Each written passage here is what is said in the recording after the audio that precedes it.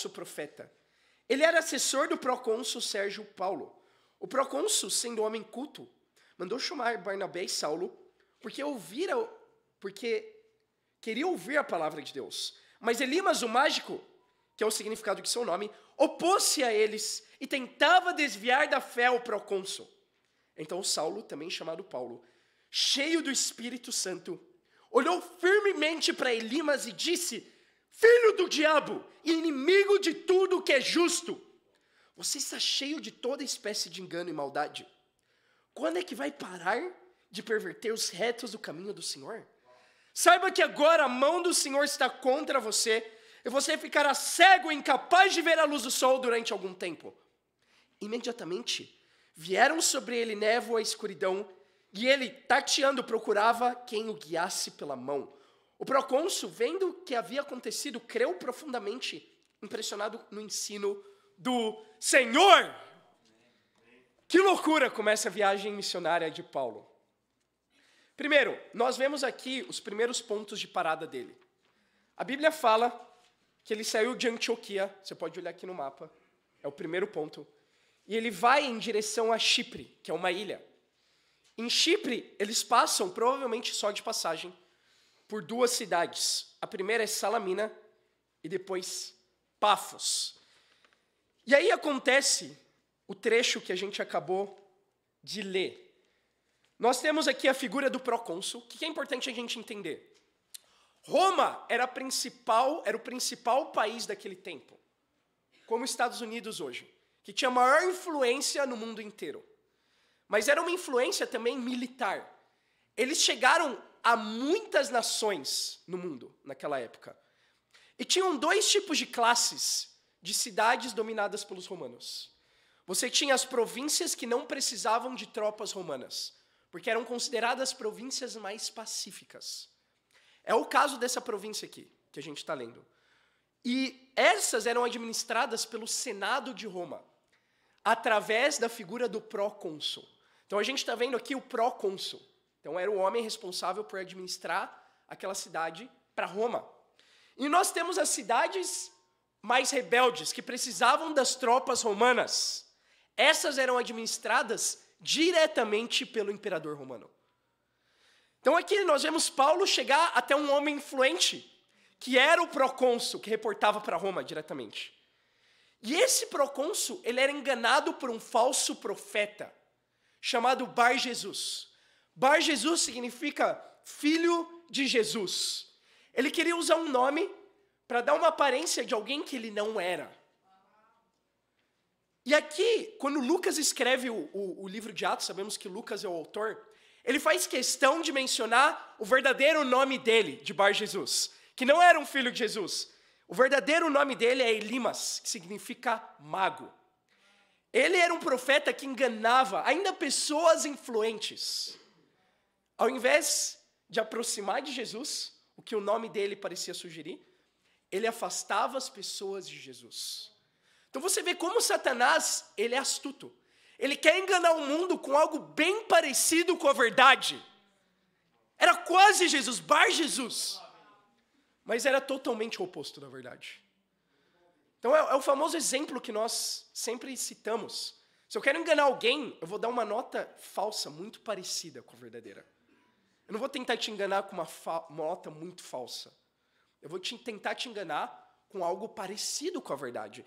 Mas é por isso mesmo que Paulo vai lá e prega. Paulo, se você para pensar, ele era um cidadão romano. Ele tinha os direitos de viver em Roma. E Roma era a melhor cidade para se viver naquele tempo. Imagina se você tem a chance de viver nos Estados Unidos hoje. É o que todo brasileiro praticamente quer. Ou ir para a Europa, viver lá. Mas Paulo, ele vai para cidades muito simples. Ele passa ainda pelo Chipre, por uma ilha. Ele vai para uma série de cidades que nós vamos ver que não eram lugares tão bons para se viver quanto Roma. E por que ele vai lá? Porque era o coração dele. E é o coração de todo e qualquer discípulo. Ir a qualquer lugar. Nosso primeiro ponto de hoje. Ir a qualquer lugar. Esse é o coração de um discípulo. Por quê? Porque a verdade, olha a verdade que Paulo fala aqui para Elimas. Ele olha para Elimas e fala, filho do diabo. Uau! Que forte, não é? Podemos olhar para isso e até achar que Paulo foi forte demais. E por que pensamos assim? Porque a gente vive num mundo hoje em que não existe nada mais ofensivo que falar a verdade. E não deveria ser assim. Não deveria. Vivemos num mundo de aparência, que as pessoas querem ser elogiadas. Elas querem ouvir coisas boas. Elas querem ter o ego delas acariciado. E assim alguns de nós também. Queremos só ouvir coisas boas na igreja. Queremos ouvir quão incrível a gente é. Quanto a gente serve a Deus. Como a gente deu o coração nessa semana. E claro que é importante encorajar, mas é importante falar a verdade também. E não podemos ficar dando rodeios para falar a verdade. Não podemos ter papas na língua. Precisamos ser objetivos. Ter coragem é falar a verdade da forma mais simples e clara possível. Não tem uma forma legalzinha de falar a verdade. Bonitinha. A verdade é a verdade. Qual é a verdade? A verdade é que o mundo inteiro hoje está perdido. Me fala uma forma bonitinha de falar isso. Não tem, não tem. A forma mais bonitinha é a forma da Bíblia, a forma de Paulo. Que o mundo é dominado pelo diabo. Qualquer um que não segue a palavra de Deus é um filho do diabo. Nós ouvimos isso, não é? Não, todo mundo é filho de Deus. Olha aqui, nós vemos um filho do diabo na Bíblia. Que queria ser alguém muito parecido com Jesus, até no nome. Então nós temos pessoas se dizendo por aí, seguidores de Jesus Cristo, que nada mais são do que Elimas, filhos do diabo, pregando o engano, pregando a mentira, pregando religiosidade, pregando um coração que não é o coração de Deus, não é o coração de Paulo, não é o coração de um cristão verdadeiro, de um discípulo. O coração de um discípulo é o coração de Paulo, ir a qualquer lugar. Talvez a coisa mais desafiadora hoje é fazer alguém ir na igreja, não é? É o pior convite que alguém pode fazer. Você convida as pessoas no mundo para ir assistir Champions League. Todo mundo quer ver a Champions League. Se você tem um ingresso para ir lá, imagina, na França, não tem ninguém que não queira. Como brasileiro, todo mundo quer viajar, passear, ir na praia, tirar férias, não é? Mas quem são os homens e as mulheres de Deus que estão dispostos a ir onde ninguém mais quer ir? Para pregar a palavra de Deus, como Paulo. Hoje é um dia muito especial. Na verdade, essa semana. Porque a equipe missionária de São Carlos, que foi enviada lá na conferência mês passado, ela se completa. Essa semana, Augusto e Alexandra, meus pais, eles vão se mudar oficialmente para São Carlos. E esse é o último culto deles aqui.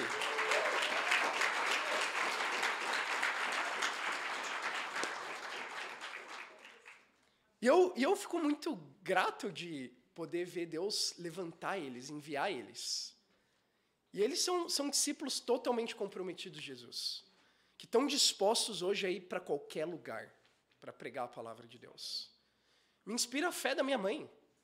Hoje ela não está aqui porque é o último dia do trabalho dela cumprindo aviso prévio. Meu pai está aqui. Mas amanhã, minha mãe não tem trabalho. E mesmo assim ela vai para São Carlos por fé. Não é que ela conseguiu um trabalho e está indo lá agora. Ela vai na fé, na certeza que Deus vai cuidar dela. E ela vai conseguir um trabalho. Eles conseguiram uma casa lá, vão poder se mudar, vão poder alcançar e salvar mais pessoas da nossa família. E esse é o coração de Paulo. É ir a qualquer lugar. Então, logicamente, é melhor ficar em São Paulo. É mais fácil conseguir trabalho aqui. Logicamente, é melhor ficar em São Paulo, porque o único filho dele está aqui. É o mais lógico, gente. Estou tentando ser racional aqui. Mas eles são discípulos. E por isso que eles estão dispostos, ainda que eles têm muitos amigos aqui na igreja. E a igreja lá se resume a 10 pessoas só. Então, ainda contra a lógica, ainda contra a intuição, eles vão por fé. Porque eles têm o coração de ir a qualquer lugar. O que nós podemos aprender do coração de Augusto Allais, de Paulo e de qualquer discípulo? Que precisamos estar rendidos. Para ter o coração de ir a qualquer lugar, você precisa estar primeiro rendido onde você está agora. Porque é fácil falar, não, eu iria para qualquer lugar, mas onde a gente pensa? Ah, Paris. Se me enviarem para Paris, eu vou fazer esse sacrifício. Se me enviarem para os Estados Unidos, nossa, vai ser difícil, mas eu vou para lá. Não é todo mundo quer ir para esses lugares. Mas quem vai ser aqueles que corajosamente vão para a África, como Yuri? Entende?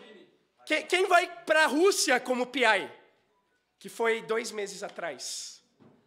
E claro, eu fico animado de ver que São Paulo tem enviado discípulos para outros lugares do mundo.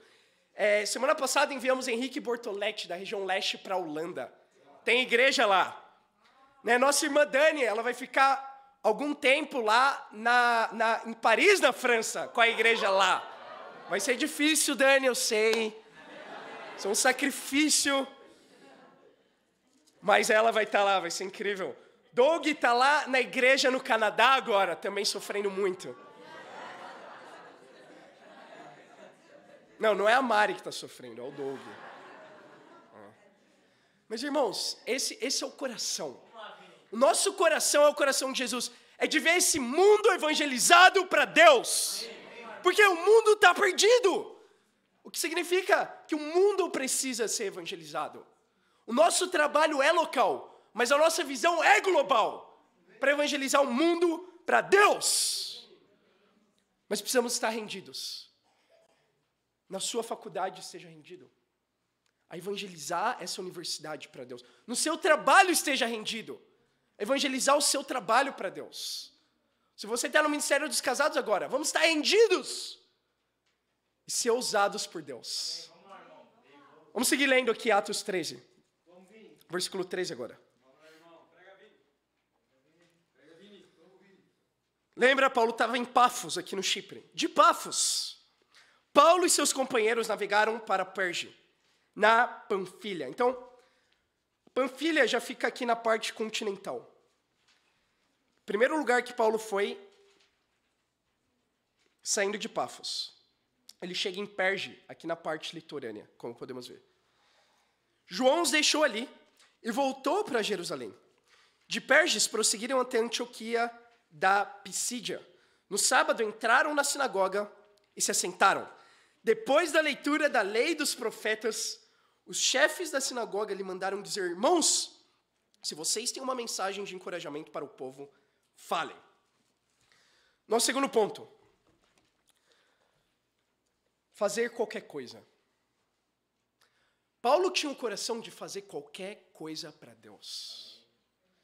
Ainda voltar a uma sinagoga para pregar a palavra de Deus. Imagina que para Paulo foi muito estranho essa situação. Ele era judeu, e como judeu ele perseguia cristãos. Agora ele volta para a sinagoga, para pregar para os líderes dos judeus como ele. Imagina você ser confrontado com seu antigo eu. É algo desafiador, não é? Imagina você cara a cara com alguém que vivia a mesma vida que você, o mesmo engano que você. E você pregando as suas convicções para essa pessoa agora. Não é algo fácil de fazer. Mas ainda assim, Paulo fazia, e a Bíblia nos chama a fazer qualquer coisa para pregar a palavra de Deus. Vocês estão comigo? Paulo aqui prega a história que vai desde o Antigo Testamento até a consolidação dessas profecias na figura de Jesus. Por causa de tempo, nós vamos pular essa leitura, tá bom? Você pode ler no seu próprio tempo em casa. A gente vai direto para o versículo 36. Tendo, pois, Davi servido ao propósito de Deus em sua geração, adormeceu e foi sepultado com seus antepassados, e seu corpo se decompôs. Mas aquele a quem Deus ressuscitou não sofreu decomposição.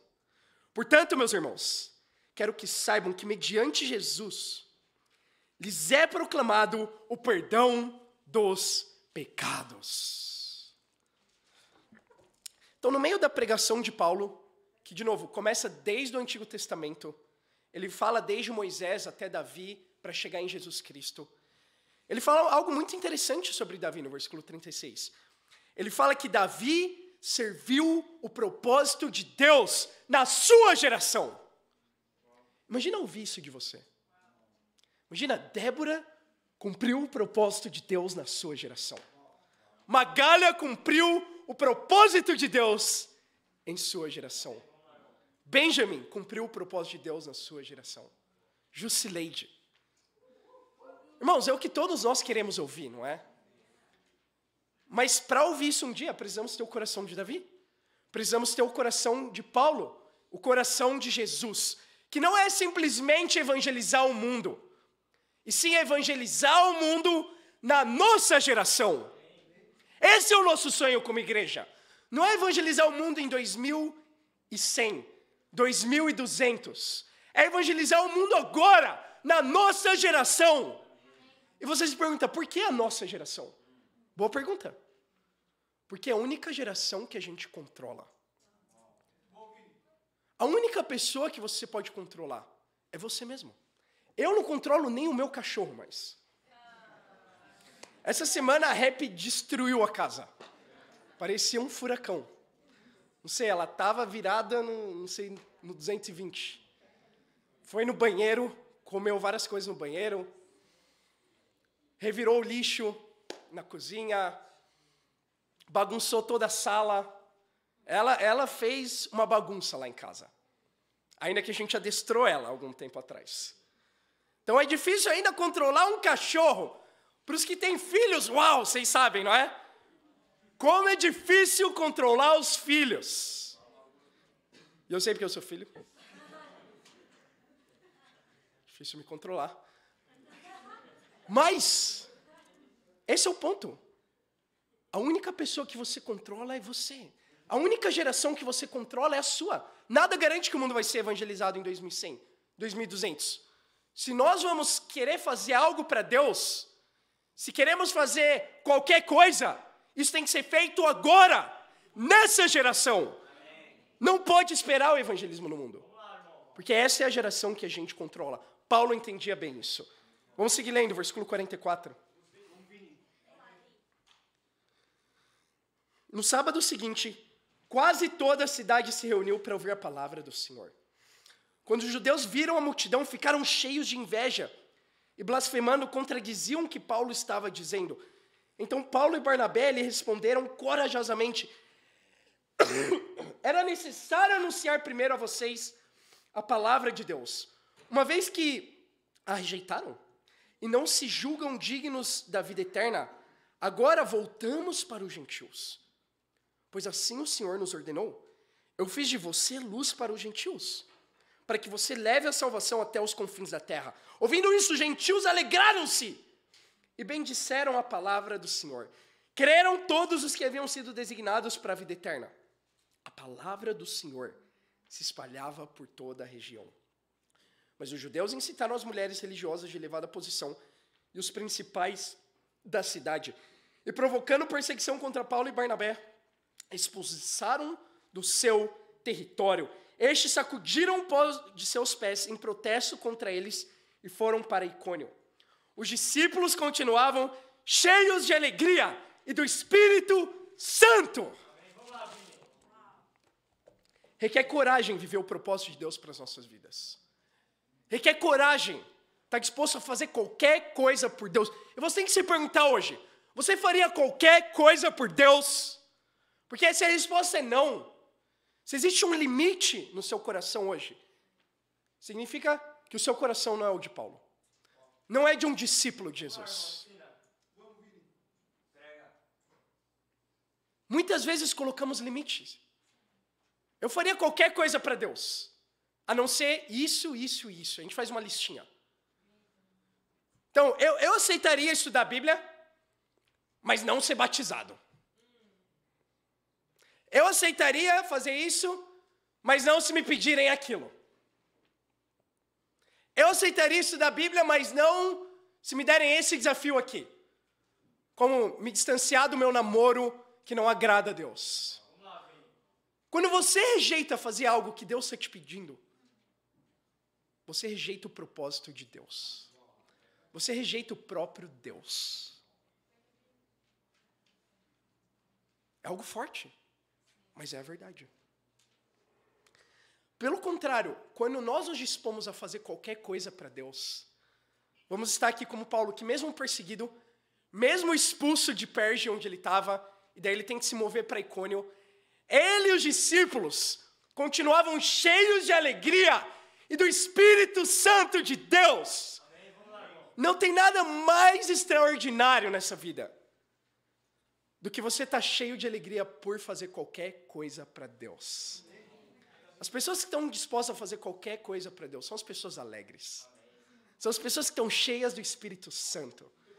E sabemos que o propósito de Deus é salvar o mundo na nossa geração. E como que a gente alcança esse propósito na prática? Evangelizando. Então, às vezes achamos, sim, estou disposto a fazer qualquer coisa para Deus, mas a gente não compartilha a nossa fé. E é aí que você se contradiz, né? Porque se Deus quer salvar cada pessoa, o mínimo que podemos fazer, irmãos, é compartilhar nossa fé todos os dias. E eu acho que temos negligenciado isso, honestamente.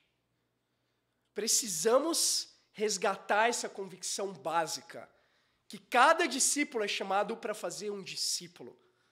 Cada discípulo, não simplesmente, evangelismo não é algo que simplesmente a gente faz, é o que a gente é. Se queremos fazer qualquer coisa para Deus, temos que abraçar essa identidade, que não só pertence a Paulo, mas que pertence a cada um de nós. Cada um de nós pode evangelizar com uma pessoa, pelo menos. Cada dia. Esse é o propósito de Deus. Quando a gente ouve nas igrejas isso sendo pregado, é algo tão abstrato. Deus tem um propósito na sua vida. Pode ser qualquer coisa, literalmente. Mas sabemos que a Bíblia tem um propósito claro, que é o mundo ser salvo nessa geração. Isso vai acontecer se cada um de nós evangeliza todos os dias. Vamos agora em Atos, capítulo 14. Nosso terceiro e último ponto vai ser tirado aqui. Vamos ler primeiro do 1 ao 7. Em Icônio, Paulo e Barnabé, como de costume, foram à sinagoga judaica. Ali falaram de tal modo que veio a crer grande multidão de judeus e gentios. Mas os judeus que se tinham recusado a crer incitaram os gentios, irritaram-lhes os ânimos contra os irmãos. Paulo e Barnabé passaram bastante tempo ali, falando corajosamente do Senhor, que confirmava a mensagem da graça, realizando sinais e maravilhas pelas mãos deles. O povo da cidade ficou dividido. Alguns estavam a favor dos judeus, outros a favor dos apóstolos. Formou-se uma conspiração de gentios e judeus com os seus líderes para maltratá-los e apedrejá-los. Quando eles souberam disso, fugiram para as cidades licaônicas de Listra e Derbe e seus arredores, onde continuaram a pregar as boas novas. Aqui continua a viagem missionária. Paulo ele vai em Icônio, lá ele prega a palavra de Deus. A pregação de Paulo divide as pessoas e aí a perseguição surge, ao ponto deles terem que fugir de lá para salvar a própria vida. Depois eles vão para 2 cidades, Listra e Derbe, onde eles continuam pregando a palavra de Deus. Vamos seguir lendo o versículo 8. A Bíblia fala: em Listra havia um paralítico dos pés, aleijado desde o nascimento, que vivia ali sentado e nunca tinha andado. Ele ouvira Paulo falar. Quando Paulo olhou diretamente para ele e viu que o homem tinha fé para ser curado, disse em alta voz: levante-se, fique em pé. Com isso o homem deu um salto e começou a andar. Ao ver o que Paulo fizera, a multidão começou a gritar em língua licaônica: os deuses desceram até nós em forma humana. A Barnabé chamavam Zeus e a Paulo Hermes, porque era ele quem trazia a palavra. O sacerdote de Zeus, cujo templo ficava diante da cidade, trouxe bois e coroas de flores à porta da cidade, porque ele e a multidão queriam oferecer-lhes sacrifícios. Que loucura acontece aqui! Satanás, ele tenta usar todas as armas possíveis contra nós, discípulos, que queremos pregar a palavra de Deus. Ele usou a perseguição e não deu certo. Paulo, ele foge para Listra e Derbe. E quando um discípulo foge, é para pregar a palavra de Deus. Paulo não fugiu para se acovardar. Ele fugiu para pregar a palavra de Deus. E lá ele chega em Listra, tinha um paralítico. E Paulo fala, levante-se. Ele cura esse homem. E aí Satanás ataca de uma forma inusitada. As pessoas começam a achar que Paulo e Barnabé eram deuses. Imagina, começam a chamar Barnabé de Zeus, Paulo de Hermes, porque ele pregava a mensagem. E daí, essa cena é bizarra. Fala que um sacerdote do templo de Zeus, ele leva uns bois para Paulo, com umas coroas. Imagina isso! Que embaraçoso, né? Que vergonhoso. Uma vez na rap levaram um carro de som lá. Sabe aqueles carros antigos de... quando você tinha uma namorada e queria se declarar? Levaram um carro desse só para fazer a gente passar vergonha. E falou o nome dos irmãos que moravam lá. Infelizmente eu morava lá na época também. Falaram o meu nome bem alto para toda a vizinhança ouvir. Deixaram música, teve fogo de artifício até no final. Foi uma loucura. Agora imagina essa cena, deve ter sido parecido com isso. Uns bois com uma coroa e as pessoas começaram a adorar Paulo e Barnabé. Que loucura. Vamos seguir lendo, ver o que aconteceu. Será que eles gostaram da homenagem? Vamos ver. Versículo 14. Ouvindo isso, os apóstolos Barnabé e Paulo rasgaram as roupas. Uau, olha isso. Eles fizeram algo mais constrangedor ainda. Então, quando alguém te deixar constrangido, deixa essa pessoa mais constrangida. Essa é a lição. Imagina, eu ficaria constrangido de ver alguém rasgando a roupa na minha frente. Eles fizeram isso de raiva. E correram para o meio da multidão gritando, homens, por que vocês estão fazendo isso? Nós também somos humanos como vocês. Estamos trazendo boas novas para vocês, dizendo-lhe que se afastem dessas coisas vãs e se voltem para o Deus vivo, que fez o céu, a terra e o mar, tudo que neles há. No passado ele permitiu que todas as nações seguissem os seus próprios caminhos. Contudo, Deus não ficou sem testemunho. Mostrou sua bondade, dando-lhes chuva do céu e colheitas no tempo certo, concedendo-lhes sustento com fartura e um coração cheio de alegria. Apesar dessas palavras, eles tiveram dificuldade para impedir que a multidão lhes oferecesse sacrifícios. A Bíblia fala aqui algo bem profundo do coração de Deus. Ainda que durante toda a história da humanidade foi Deus que proveu para a humanidade, aqui com chuvas, colheitas, etc. Mesmo que os homens não reconheceram isso, Deus ele não parou de prover. Nós servimos um Deus bondoso, misericordioso. Ainda quando você compartilha com um ateu na universidade, que fala que não acredita em Deus, Deus provê para essa pessoa. Para que um dia ela abra os olhos e reconheça que Deus é o único Deus. Uma convicção importante da gente ter. Por que estavam idolatrando, adorando Paulo e Barnabé? Porque o ser humano, ele foi criado para adorar. Somos seres criados para adorar. Não é algo que podemos controlar. Vamos adorar, ou sim. A pergunta é, vamos adorar Deus, o Criador, que nos provê, ou vamos adorar falsos ídolos? Claro, talvez você não vai adorar Zeus e Hermes, talvez você não vai levar bois com coroas e adorar alguém na Praça da Sé, mas o que você tem adorado no lugar de Deus na sua vida hoje?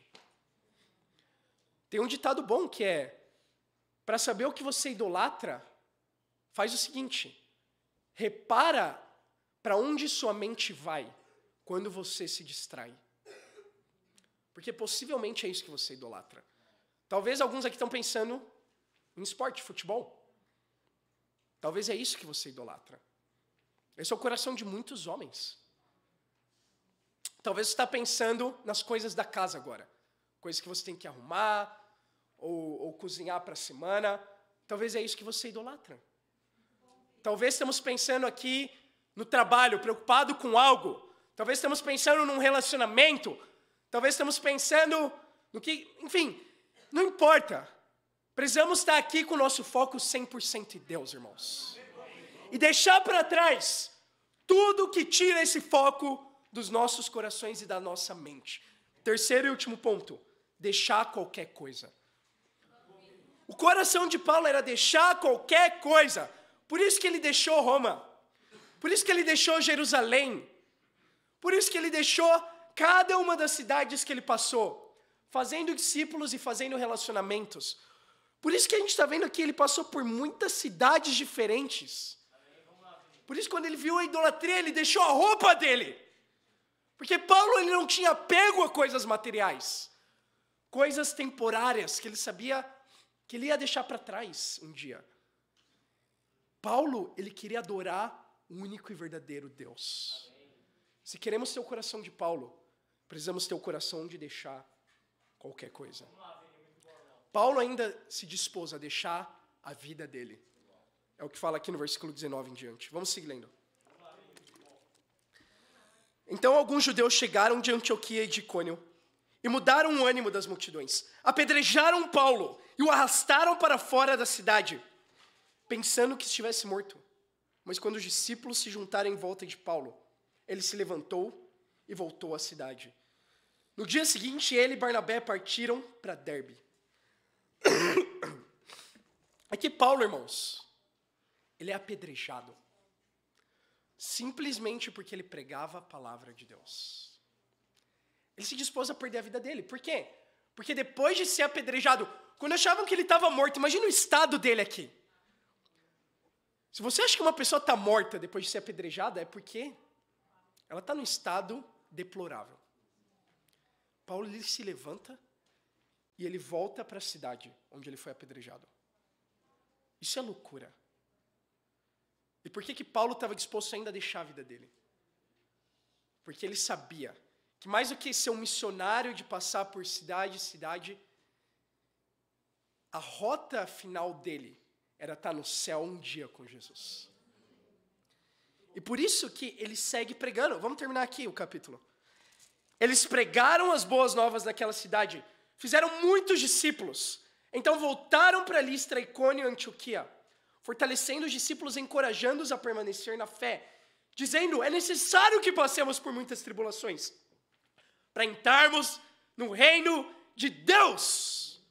Paulo e Barnabé designaram-lhes presbíteros em cada igreja, tendo orado e jejuado. Eles encomendaram ao Senhor, em quem haviam confiado. Passando pela Pisídia, chegaram a Panfilha, e tendo pregado a palavra em Perge, desceram para Atália. De Atália navegaram de volta a Antioquia, onde tinham sido recomendado a graça de Deus para a missão que agora haviam completado. Chegando ali, reuniram a igreja, relataram tudo o que Deus tinha feito por intermédio deles e como abrira a porta da fé aos gentios. E ficaram ali muito tempo com os discípulos. E aqui termina a primeira viagem de Paulo. Depois de apedrejado, ele volta para a cidade, ele vai para muitas outras cidades pregar a palavra de Deus. Isso é incrível. A Bíblia fala que Paulo, ele pregou em muitos lugares diferentes. Ele pregou em Listra, ele pregou em Icônio, ele pregou na Antioquia, ele voltou para Perge, onde ele tinha estado, e ele pregou mais uma vez. E por que ele pregava? Ele falou, é necessário passarmos por muitas tribulações para entrarmos no reino de Deus. Às vezes não pregamos, porque a gente pensa, não, se eu pregar no meu trabalho, eu posso ser demitido. Irmãos, pelo amor de Deus. A gente está falando de um homem que foi apedrejado, estava sendo perseguido de morte. No Brasil, ninguém vai te apedrejar por você pregar a palavra de Deus. Então temos medo de coisas menores. Ah, se eu pregar na minha faculdade, meus colegas vão falar de mim. O que importa? É necessário passarmos por tribulações. Isso vale para nós, para herdarmos o reino de Deus também. E no final, vai valer a pena. Porque se Paulo, ele estava numa missão, e aqui no final ele volta, depois com os discípulos, ele volta para Antioquia, ele se reúne com os irmãos, e ele fala, eu completei minha missão. Claro, é a primeira. Nos próximos estudos de Atos, nós vamos ver a segunda viagem missionária de Paulo também. Mas, passando pelo que ele passou, ele não podia imaginar se ia ser a última também, porque ele poderia morrer. Mas imagina um dia, a gente chegar no reino de Deus, nos céus um dia, e podemos falar, eu completei a minha missão. Como Paulo falou aqui. Eu completei a minha viagem missionária. Eu preguei a palavra de Deus onde quer que eu fui. Eu tive o coração de Paulo, de ir a qualquer lugar, de fazer qualquer coisa, e de deixar qualquer coisa para Deus. Paulo, ele entendeu algo, lá em 2 Coríntios 5, não precisamos ir lá. E o que ele entendeu é, somos embaixadores de Cristo. Não só ele, mas todos nós. O que significa dizer que você é um embaixador? Que você não pertence àquele lugar onde você está. Então não pertencemos aqui a São Paulo. Não pertencemos à região sul e oeste. Nossa cidadania está nos céus. O que significa que cada um de nós também é um missionário. Irmãos, que incrível! Se a gente tem simplesmente a visão que Deus tem por nós. E se você entende isso, você vai ter o coração de Paulo. Que é o coração de todo e qualquer discípulo. De novo, de ir a qualquer lugar, fazer qualquer coisa, deixar qualquer coisa e para Deus seja a glória. Amém.